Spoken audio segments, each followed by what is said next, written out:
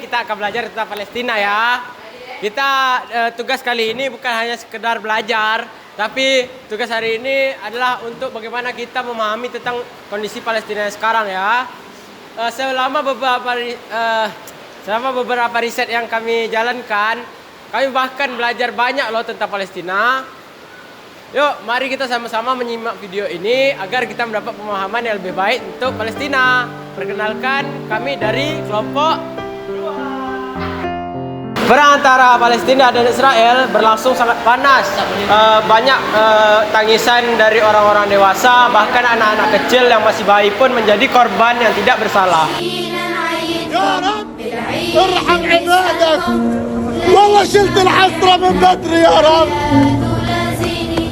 والله حسرتني من بدري يا رب والله بدرك أكل غليل يا رب. Itulah jeritan hati seorang ayah yang baru saja kehilangan keluarganya setelah Israel lagi-lagi melancarkan serangan ke jalur Gaza. Puluhan jenazah yang dibungkus kain kafan berjajar di luar rumah sakit Martir Al-Aqsa di Gaza. Serangan militer Israel terus memakan korban, mulai dari orang dewasa hingga anak-anak. Hal ini menyisakan duka yang mendalam bagi keluarga yang ditinggalkan. Anak-anak dan orang dewasa di Palestina menghadapi situasi yang sangat sulit untuk mendapatkan makanan akibat konflik yang terus berlangsung. Blokade dan pembatasan akses terhadap kebutuhan dasar seperti makanan, air bersih, dan obat-obatan memperburuk keadaan. Banyak anak yang mengalami malnutrisi, kehausan, dan kurang gizi. Bantuan kemanusiaan seringkali sulit masuk karena situasi yang tidak kondusif.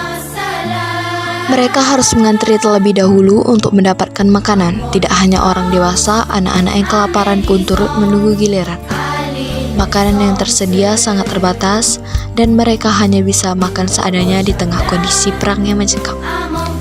Bantuan makanan yang datang sangat terbatas, sehingga mereka hanya bisa mengandalkan apa yang ada untuk bertahan di tengah situasi yang semakin sulit. Harapan akan kedamaian tetap menjadi doa mereka, meski hari-hari terus diwarnai dengan perjuangan dan kesabaran. Konflik antara Palestina dan Israel kembali memanas saat Hamas meluncurkan roket ke wilayah Israel, dan Israel pun merespon balik dan menyatakan perang terhadap Hamas.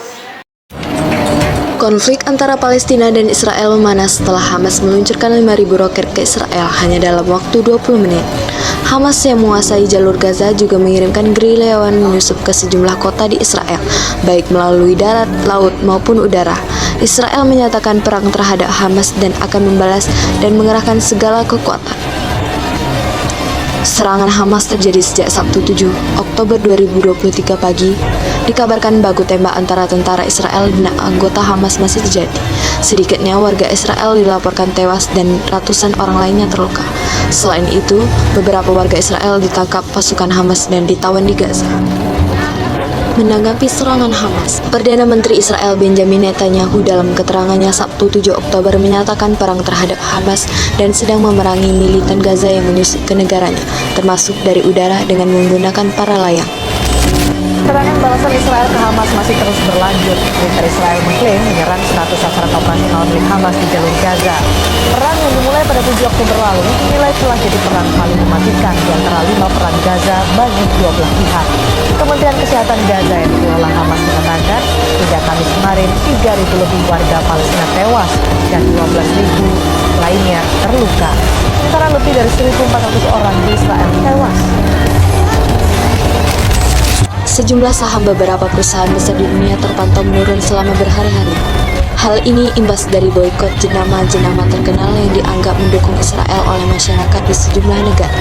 Boikot massal ini membentuk solidaritas sekaligus kencaman terhadap serangan Israel yang membabi buta terhadap warga sipil Palestina di Gaza. Saham McDonald's, Starbucks, hingga Disney misalnya telah mengalami penurunan yang signifikan karena maraknya kampanye boikot produk tersebut yang tersebar di media sosial. Jadi inilah kondisi Palestina setelah kami melakukan riset pada tanggal 18 November 2024 pada pagi dan malam hari.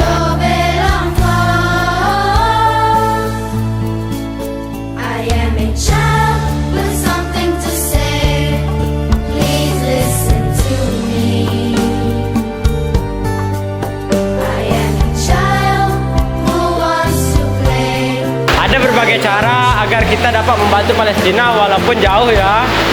Yang pertama-tama ada caranya kita membantu mendoakan. Yang kedua kita membantu donasi. Terus kita memboikot produk-produk yang bekerja sama dengan Israel dan juga